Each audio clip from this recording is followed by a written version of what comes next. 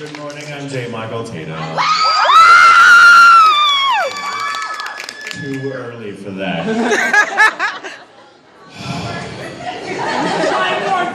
I mean, I love you. I guess I don't have to introduce myself, right? I do some stuff. There's like that little show about that butler. Just calm down, just calm down. Yeah, and that's, yeah, it's early. It's very early, and there's not enough booze in my coffee. You have one, never mind. She has one, she doesn't need me. Hi, I'm Erica Mendez. I'm a voice actress from LA, and I play Ryuko Matoi in Kill la Kill. And Aladdin and Magi. I say the got more applause than Ryuko. That's different. Wow. People like Aladdin. And I just recently got to announce that I'm Nagisa Shingetsu in the new Danganronpa game that's coming out. Yes!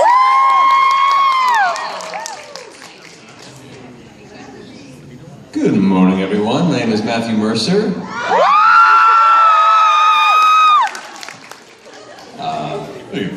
Voice actor from Los Angeles. Projects I've been in include Alvin and Tales of Exilia.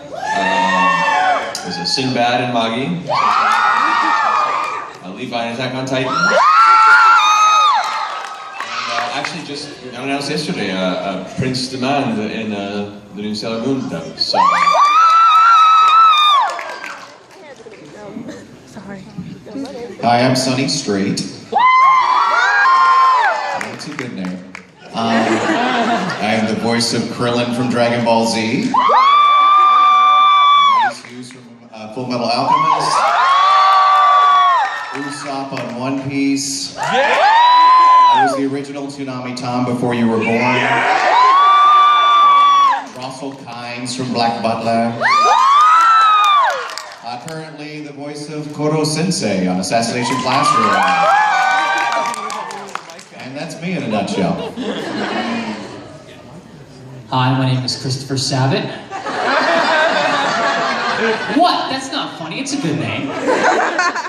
My name is Micah Solusad, and you don't know, it's okay, it's just a name. It's just a name. I'm a voice actor from Texas Town, that's a far exotic land.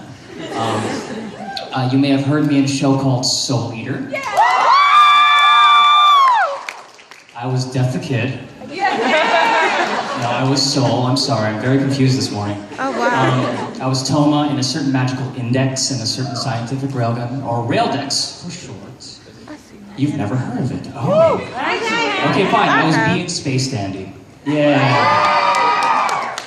And I was recently announced as Smile in Ping Pong the animation. Hooray. Only a small amount of excitement for that one. That's the pity cheer. I'm Marianne Miller. Hi. More pity cheering, yeah. I'm a voice actor. I was in Sword Art Online. Yeah? I don't remember, it's too early. I was in stuff. You can look it up on Wikipedia and then we'll care. It'll be awesome.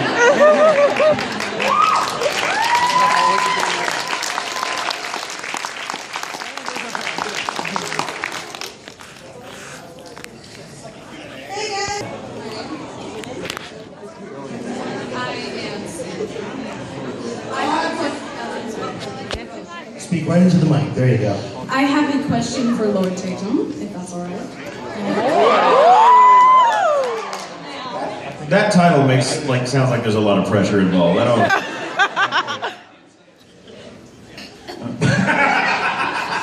I said this one's going to be for Tatum. What's your question, darling? All right. So if Sebastian Kiyoya Tomoe... I already hate this question. if Sebastian Tomoe Kiyoya were all in a yodeling competition, who would do what and who would win? Examples, please. I love this question now. It is yodeling. Yodeling is hard. Can you yodel? I cannot, but I can't yodel either. What? I have a feeling you can. It's Why? the same. Why? You can do anything. It's an incorrect yodel. Like I don't, my yodeling, first of all, I think all my characters would sound the exact same when they yodeled because it would be me yodeling. And I don't know that I have sufficient control over my vocal cords at 10 o'clock or 11, whatever time it is on a Saturday to be anything other than there you go. That's as good as it's gonna get. You're not gonna talk about soon. Thank you, darling. My name is Brianna. This question is for all of you. I know a lot of times in the dubbing process, there are different directions that the characters or just little things get taken as opposed to the Japanese. Can you give an example of a time where there was something different in your head that informed your portrayal of the character that made it maybe a little bit different than the original take, just in how you brought yourself to that character? How many of you have seen Madoka? Yeah. Like magical Madoka, whatever the hell it's called, thank you. Yeah. So, the very end of the show, all hell breaks loose, obviously. And one of the characters, like, poofs and disappears, is literally erased from existence. The director didn't tell me that. So, I was saying this character's name at the end of the show, and I was just like, I don't want to spoil it, Allison. I don't know her name. But yeah, so the character was like, Allison, and I was saying it like, oh, Allison, but she literally didn't exist. So like, the director, like, for whatever reason, I think he was assuming that I had seen the show or something, and he was getting frustrated with me because I wasn't saying it the way he wanted to. But that was because like, this character was subconsciously recalling this name that they didn't know. Yeah, it was weird. That's... Okay, I do have an answer for this, but what is that music and can it be turned off? It's incredibly distracting. Oh, okay, all right. Well, the first thing that actually comes to my mind in regards to that is actually from Evangelion. My character, Asuka, she's from Germany. And luckily, when I was cast in this role, I happened to speak German. So, the original voice actor, Yuko Miyamura, she did not speak German, and they did put some of that in the show originally at certain key moments, and it was something that she really struggled with. It was very difficult for her, and she felt very self-conscious about it. What we decided to do is to add more German into the show, and we didn't change the dialogue, in other words, really like what was being said. It's just that like whenever, I call it the Ricky Ricardo effect. Lucy does something stupid, Ricky yells at her in Spanish, she doesn't know what he's saying. So we kind of did that same thing. As Shinji does something stupid, Asuka yells at him in German, he doesn't know what she's saying. So that was kind of like a little extra thing, I think, that we added to the character that I really enjoyed, and I thought it was fun, and I don't know, that was like a little extra thing. Zoom call. I don't know if that was really answering your question, but that was what came to my mind. I can't really think of anything either. I mean, rarely do I even listen to the Japanese, to tell you the truth. I like to, as a director especially, I like to have the actor just go in cold and just get their first reaction, whether I use it or not. I just like that, just to see what their subconscious is going to bring it as they're watching it like live for the first time. So a lot of people do preview the Japanese every single time. I'm not that guy, so it's a bad question for me. Yeah, I'd say as an example, especially from an actor standpoint, a lot of times the show's script and the story has gone through so many other hands before it gets to the actor that the original interpretation of what we get is kind of on faith of the people that brought it through that journey. So our interpretation is directly on what we have on the script and on the page. Thankfully nowadays, companies like Funimation and Disney, they're taking a lot of effort and time and really talented writers to make sure that as much of that is brought through that process untouched, or as best as we can interpret into an English language. So that's why I think nowadays the quality is just a hell of a lot better than it was, back in the VHS days. Yeah, and it depends on the show too. Some properties, they really want you to stick very close to the Japanese. Like One Piece, we stick very, very close to that. Shin-chan is not even near it. So it depends on the property, it depends on the director as well. When I was directing the Lupin the Third movies, I just told the actors, if you can just make sure the scene says what it's supposed to say, I don't care how you say it. And I got some really funny ad-libs in that show. If you guys check those out, they're amazing. Thank you. I'm pretty sure that this question's been asked before, but not today. I mean, I'm sure you guys have a lot of questions. Question I have is, out of all the characters all of you have voiced, which one do you relate to with the most? Well, I played Wolfwood in a show called Trigun. Thanks for remembering, America. And he was a chain-smoking, womanizing, hard-drinking priest. And it was perfect typecasting for me. So I related to it perfectly. I got the chance to work on the show Steins Gate, which is amazing shows that I was given the chance to work on as a lead adaptive writer, and then later as the lead actor, which was intense because I had to write the scripts and voice act them pretty much at the same pace for about 6 months, and so I couldn't get away from that character. And I guess I related to him a great deal to begin with. As while writing, I just got the character. I was like, oh, this is so me. I get where he is in his head. I get why he does it. And I think as the series progresses, you kind of see, like, as things get very real and raw, and you see the kind of arrogant, funny side of him begin to fall away, and the real, vulnerable human being underneath come out. Like, it was tough, but it was so very, very real for me that I actually had a little weird breakdown in the booth one day. That I was like, there's a scene, if you've seen it, I don't want to give anything away, there's a scene where he's basically pleading for the life of his friend at peril to his own, and he's very real. He's suddenly like, he's no longer the mad scientist. He's now this guy's like, I'm nothing, I'm crap, just please don't do this.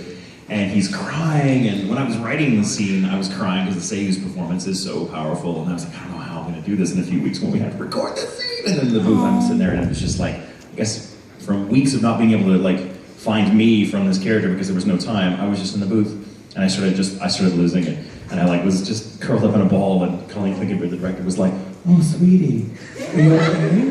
Why don't you go get some water? And I came back in later, like, okay, let's just do this again.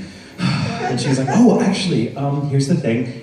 Everything you did worked if you're okay with everyone in the world knowing what a breakdown of yours sounds like, for real. Like, yes, let's do that. I don't want to do it again. Episode 14 in Steins Gate, that's me having a breakdown, for those of you watching. Plug. So, Okabe from Steins Gate.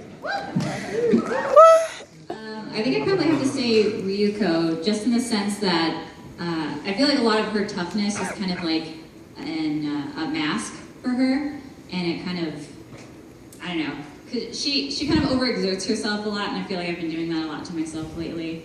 But then she kind of shows her true feelings to like people that she gets really close to, like her best friend's Mako, and she really comes to befriend Senkats, and like those are her best friends, and she'd do anything for them. And I feel like that's kind of me once you get past my like outer coat, kind of thing. So yeah. How many licks does it take to get past the outer coat of an Erica?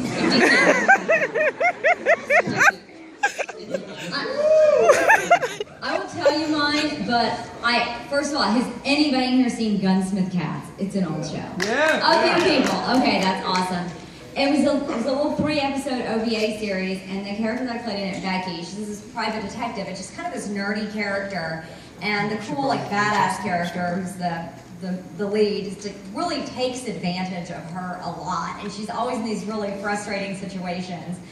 And I know that's not really a great description of the character, but I did really relate to her a lot. That she was always really trying to help these other people out, but she was ultimately the smart one who was really solving all of the crimes. So anyway, I'll say Becky. We got some cats. Of all the characters I've done, I'd probably have to say Leon Kennedy. Just because he has this really strong moral compass. He kind of sacrifices himself for the greater good, even though it may not be the smart thing. I do that more than I should. And he's terrible with women. So we have that in common as well. I think that you try to relate to all the characters you do. I mean, as an actor, that's your job. But I used to say Maze Hughes from Full Metal Alchemist was one of the. But I started teaching a voice acting workshop, and at the same time started playing Koro Sensei, and now I really see a lot of similarities. I'm an insane man with tentacles.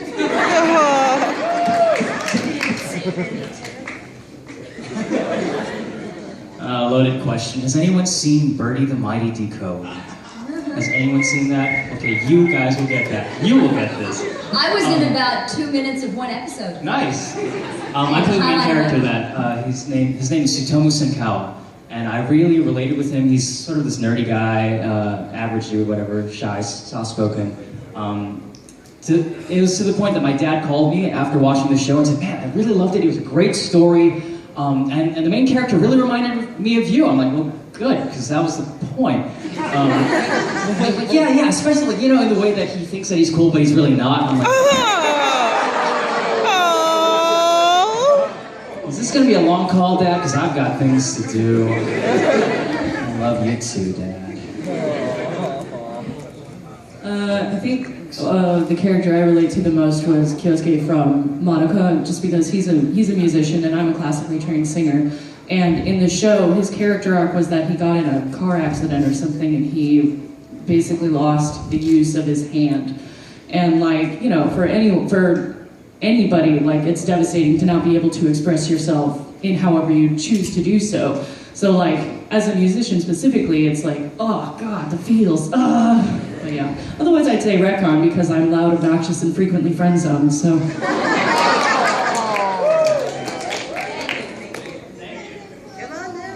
I'm Patrick Jr. from Nashville, Tennessee, and